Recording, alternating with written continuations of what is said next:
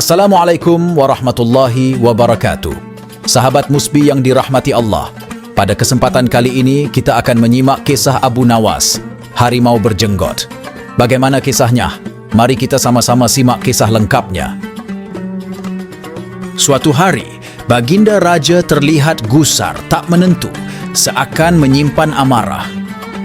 Beberapa saat kemudian, ia memerintahkan beberapa pengawal untuk menjemput Abu Nawas dan dihadapkan padanya. Abu Nawas pun segera memenuhi panggilan sang raja. Setelah sampai di istana, ia langsung menghadap Baginda.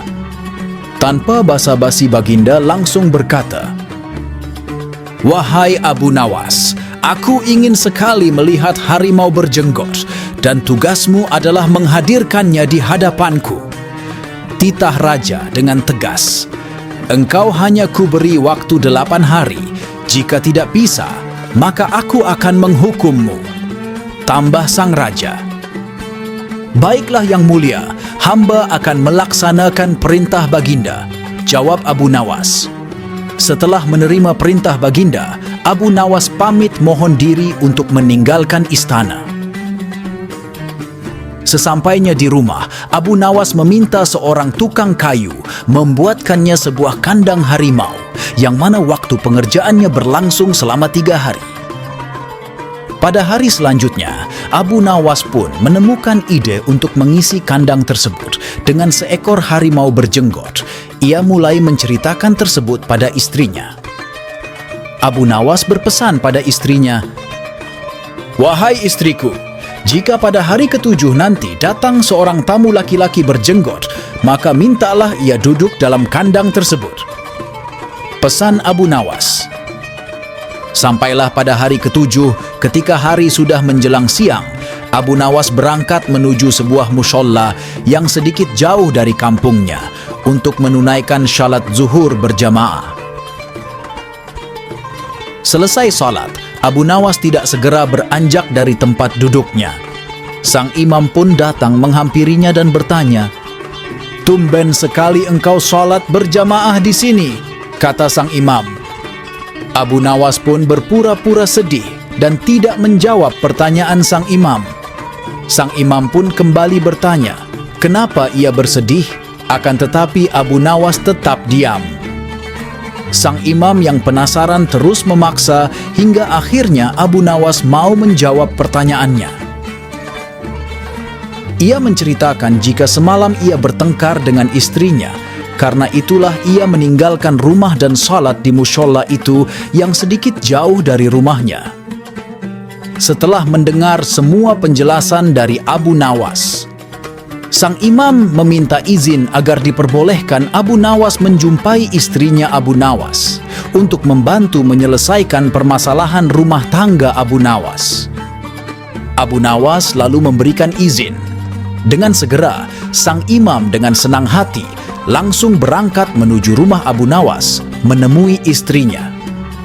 Namun diam-diam Abu Nawas juga mengikutinya di belakang.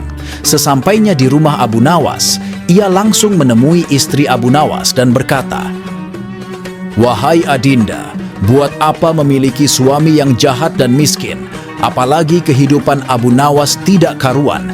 Jadilah istriku, kamu pasti akan lebih bahagia dan tidak kekurangan apapun." Ujar sang imam penuh harap. "Baiklah, jika memang itu kehendak Anda," ujar istri Abu Nawas. Tidak lama kemudian, terdengar suara orang mengetuk pintu. Ialah Abu Nawas beserta 2 orang sahabatnya yang sengaja diajak Abu Nawas untuk minum teh di rumahnya. Mendengar ada yang datang, sang imam sangat kaget dan takut perilakunya diketahui orang lain, di mana tidak sepantasnya ia berduaan dengan seorang perempuan yang sudah bersuami apalagi menggodanya. Ia pun mulai bingung harus bersembunyi di mana. Istri Abu Nawas pun menyarankan agar dia bersembunyi di dalam kandang harimau yang sudah ditutupi kain itu. Si imam pun menuruti, masuk ke dalam kandang tersebut. Kemudian ia dikunci dari luar. Semalaman sang imam bersembunyi di dalam kandang itu tidak berani keluar. Ia takut istri Abu Nawas sudah menceritakan jika ia telah menggodanya dan menghasut suaminya, dan pasti Abu Nawas akan melaporkannya kepada Baginda. Abu Nawas pun tidak beranjak dari rumahnya malam itu. Ia sudah mengetahui jika di dalam kandang itu adalah si imam seperti diceritakan istrinya. Sebelumnya Abu Nawas juga sudah mengetahui jika si imam suka berperilaku buruk, suka menggoda istri-istri orang di kampung itu.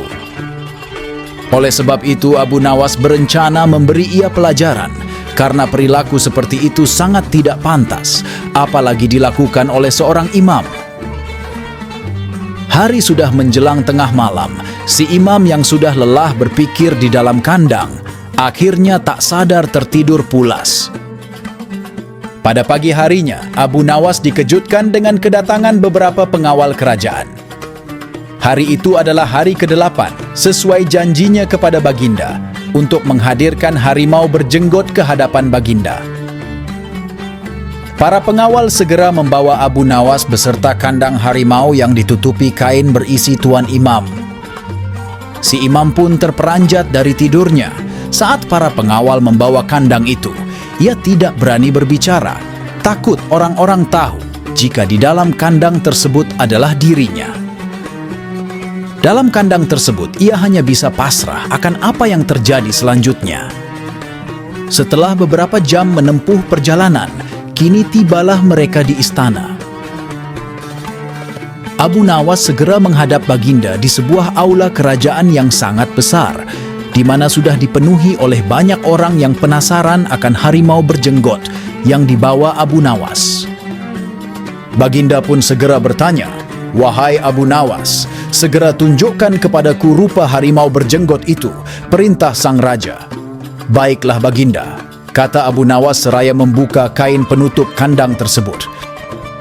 Baginda Raja dan seluruh yang hadir langsung terperanjat ketika melihat yang terkurung di dalam kandang tersebut adalah seorang manusia berjenggot lebar. Si imam yang merasa sangat malu hanya bisa menutup mukanya dengan kedua tangannya. Baginda yang penasaran mencoba mendekati kandang tersebut untuk melihat siapa sebenarnya di dalam kandang tersebut. Sang imam pun mencoba memalingkan wajahnya yang ditutupi itu karena merasa sangat malu. Baginda pun meminta sang imam untuk menunjukkan wajahnya. Dengan terpaksa sang imam membukanya. Baginda pun semakin terkejut kala mengetahui jika ia adalah seorang imam. Beliau kemudian berkata dengan keras, "Apa-apaan engkau ini Abu Nawas? Kenapa sang imam bisa ada di kandang ini?" Ujar Baginda Raja. "Betul Baginda, inilah harimau berjenggot, dan tahukah Baginda kenapa dia bisa berada di kandang ini?" tanya Abu Nawas. "Tidak, cepat jelaskan," kata Baginda. Abu Nawas pun menceritakan kronologis kejadiannya. Sang imam merasa semakin malu karena Abu Nawas telah menceritakan seluruh sifat buruk dan tidak terpujinya pada Baginda. Sang imam lalu bersimpuh mohon ampun pada Baginda dan mengakui semua kesalahannya karena sebagai seorang imam, ia tidak bisa memberikan contoh yang baik. Sang imam pun akhirnya dicopot dari jabatannya dan menerima rasa malu sebagai hukuman. Sedangkan Abu Nawas diberi hadiah oleh Baginda karena telah menyelesaikan tugas yang diperintahkan kepadanya. Wassalamualaikum warahmatullahi wabarakatuh.